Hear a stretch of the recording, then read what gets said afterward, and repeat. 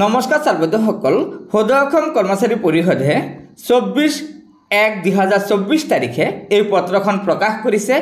এই পত্ৰখনৰ বিষয় আছে চাব পুৰণি পেঞ্চন ব্যৱস্থা পুনৰ বাহালৰ দাবীত 1 ফেব্ৰুৱাৰী 2024 তাৰিখত কৰ্মবিৰতি হয়। ছাত্ৰসকল, সদৌ অসম কৰ্মচাৰী পৰিষদে এই পত্ৰখনৰ জৰিয়তে জনাইছে যে সদৌ অসম কৰ্মচাৰী পৰিষদৰ নেতৃত্বত অসমত পুৰণি পেঞ্চন পুনৰ প্ৰৱৰ্তনৰ দাবীৰে বিভিন্ন সময়ত ধৰ্মঘট আন্দোলন কাৰ্যসূচী গ্ৰহণ কৰা হৈছিল।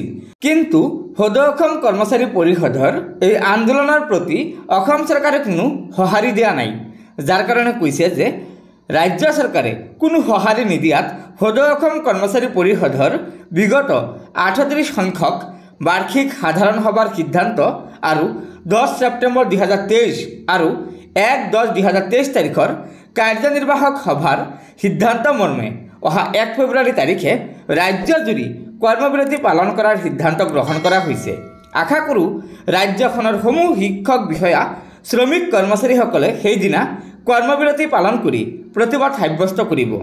ঐক্যবদ্ধ সংগ্ৰামেহে পুৰণি পেঞ্চন ব্যৱস্থা পুনৰ বাহালৰ পথ প্ৰশস্ত কৰিব। হয় ছাত্ৰসকল, আমাৰ সদৌ অসম কৰ্মচাৰী পৰিষদে এই পত্ৰখনৰ জৰিয়তে এইটো কথাই জনাইছে যে আমাৰ সদৌ অসম কৰ্মচাৰী পৰিষদৰ নেতৃত্বত অসমত বহুকেইবাৰ আন্দোলন গঢ়ি উঠিছিল, কিন্তু অসম চৰকাৰে সেই আন্দোলনৰ প্ৰতি কোনো সঁহাৰি দিয়া নাই, যাৰ ফলস্বৰূপে সদৌ অসম কৰ্মচাৰী পৰিষদে পুনৰ 1 ফেব্ৰুৱাৰী 2024 তাৰিখে অসমত কৰ্মবিৰতি পালন কৰিব। কৰ্মচাৰী পৰিষদে লগতে কৈছে যে ৰাজ্যখনৰ শ্ৰমিক কৰ্মচাৰী শিক্ষক বিষয়াসকলৰ ভৱিষ্যত সুৰক্ষাৰ প্ৰতি লক্ষ্য ৰাখি অসমতো নতুন পেঞ্চন ব্যৱস্থা বাতিল কৰি পুৰণি পেঞ্চন ব্যৱস্থা পুনৰ প্ৰৱৰ্তন কৰা দৰকাৰ।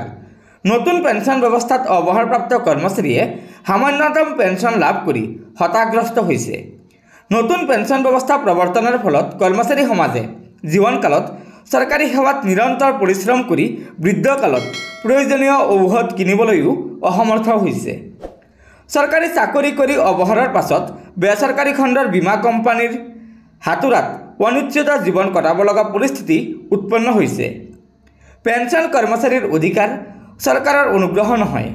ভাৰতীয় সংবিধান অনুসৰি ৰাজ্যিক কৰ্মচাৰীৰ দৰমহা আৰু পেঞ্চন বিষয়টো ৰাজ্য চৰকাৰৰ বিষয়।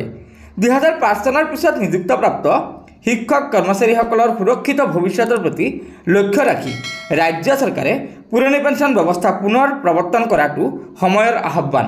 হয় ছাত্ৰসকল, আমাৰ সদৌ অসম কৰ্মচাৰী পৰিষদে পুনৰ ৰাজ্য চৰকাৰক আহ্বান জনাইছে যে আমাৰ অসমত অতি শীঘ্ৰে ৰাজ্যৰ চৰকাৰী কৰ্মচাৰীসকলৰ স্বাৰ্থত পুৰণি পেঞ্চন পুনৰ প্ৰৱৰ্তন কৰিব লাগে। গতিকে ছাত্ৰসকল, এই সন্দৰ্ভত আমাৰ অসম চৰকাৰে কি সিদ্ধান্ত লয় সেয়া আমাৰ বাবে লক্ষণীয় হ'ব। আশা কৰিছোঁ আপোনালোকে এই ভিডিঅ'টোৰ জৰিয়তে কিবা এটা কথা জানিব পাৰিছে। সেয়েহে আমাৰ এই ভিডিঅ'টো লাইক শ্বেয়াৰ কৰিব আৰু পৰৱৰ্তী সময়ত ৰাজ্যৰ চৰকাৰী কৰ্মচাৰীসকলৰ বিভিন্ন খবৰসমূহ পোনপ্ৰথমে পাবলৈ অনুগ্ৰহ কৰি আমাৰ এই চেনেলটো ছাবস্ক্ৰাইব কৰি ল'ব।